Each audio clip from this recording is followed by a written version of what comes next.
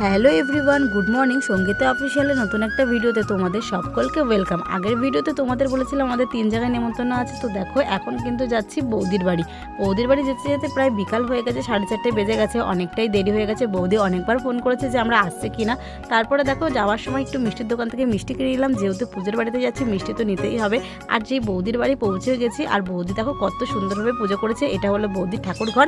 আর এই যে হলো গণেশ ঠাকুর। এই যে গণেশ ঠাকুরটা তোমরা দেখলে, এই গণেশ ঠাকুরটা কিন্তু আমার ঠাম্মা বৌদিকে গিফট করেছিল আগের বছর, তাই জন্য কিন্তু এইবার বৌদি বাড়িতে গণেশ পুজো করেছে। আর আমরা যখন গিয়ে পৌঁছেছি তখন কিন্তু পুজো শেষ হয়ে গেছে। আর এখন এখানে বৌদি সকলের জন্য কিন্তু প্রসাদ গোছাচ্ছে, যেহেতু সবার বাড়িতে প্রসাদ দেবে, তাই এখানে আমাকেও এখানে প্রসাদ দিয়েছে। আর আমি কিন্তু এখানে একটু তরমুজ আর আনারস নিয়েছি। এই দুটোই কিন্তু খেতে আমার ফলের মধ্যে বেশ ভালো লাগে। রাতের খাবারটা কিন্তু আমরা ওখান থেকে খেয়ে এসেছিলাম, পোলাও, আলুর দম, বেগুনি। পোলাওটা আলুর দমটা দারুণ খেতে হয়েছিল। শুধু খেয়ে আসিনি, বাড়িতে কিন্তু বৌদি আবার মায়ের জন্য দিয়েও দিয়েছিল। সবকিছু মিলে বেশ ভালো।